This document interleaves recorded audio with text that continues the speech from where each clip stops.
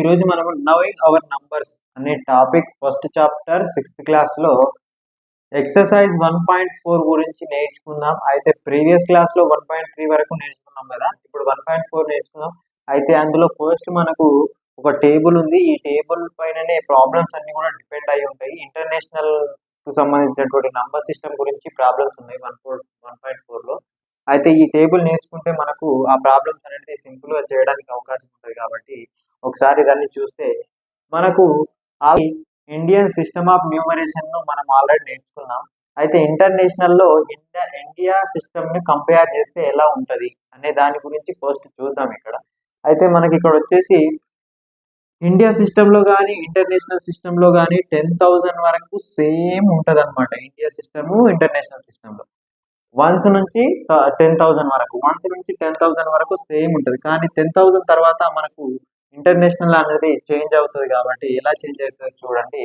First మనము ones, tens, hundreds, thousand to 10,000 ఇక్కడ వరకు సేమ్. ఇక్కడ నుంచి చూస్తే మనకు 10,000 తర్వాత ఇంటర్నేషనల్లో 100,000 వస్తుంది. అదే విధంగా మనకు 10,000 తర్వాత మనకు ల్యాక్స్ ఉంటుంది. నెక్స్ట్ వాళ్ళకి 100,000 తర్వాత మిలియన్, మనకు 10 lakhs. ఓకేనా. తర్వాత 10 million, 100 million. అంటే వాళ్ళకి ఎలా ఉంది, ఒక ప్లేస్ తీసుకుంటే అంటే మనకు థౌజండ్స్ ప్లేస్ ఉంటే 1000 ప్లేస్లో 3 ఉంటాయి. థౌజండ్స్, 10,000, 100,000 ఉంటాయి ఇంటర్నేషనల్ లెవెల్. మిలియన్ తీసుకున్నాం అనుకోండి, మిలియన్స్, 10 millions, 100 millions ఇలా 3 ఉంటాయి ఒక్క దాంట్లో. కానీ మనకేంటంటే ఒక్క దాంట్లో 2 ఉంటాయి. 1000 తీసుకుంటే థౌజండ్స్, 10,000 ఉంటాయి. Only first ones, tens, hundreds తప్ప ఈ 3 ఒకటే 3 ఉంటాయి. మిగిలిన అన్ని 2 ఉంటాయి. Thousands, 10,000, lakhs, 10 lakhs, crore, 10 crores ఇలా. ఓకేనా. అయితే మనకు మెయిన్గా ఇక్కడ గుర్తుపెట్టుకోవాల్సిన విషయం ఏంటంటే 10 lakhs కి 1 million అని గుర్తుపెట్టుకోండి. 10 lakhs కి 1 million అంటే 10⁻6 అంటే 1 తర్వాత 6 zeros ఉంటాయి అని అర్థం ఇక్కడ. నెక్స్ట్ 100 crores, 100 crores కి 1 billion అనమాట. 1 billion 100 crores కి అయితే 1 billion అంటే 10⁻9 అంటే 1 తర్వాత 9 zeros ఉంటాయి. ఇవి రెండు గుర్తుపెట్టుకుంటే మనకు ఈ నంబర్ సిస్టమ్ను రాయడం చాలా సింపుల్. ఫర్ ఎగ్జాంపుల్కి మనకు ఏమి ఇచ్చిందంటే 10⁻7 ఇచ్చిండు అనుకోండి. ఏమి ఇచ్చిందంటే 10⁻7 ఇచ్చాడు. 10⁻7 10⁻7 అంటే ఏంటంటే 7 zeros రాయాలని అర్థం కదా.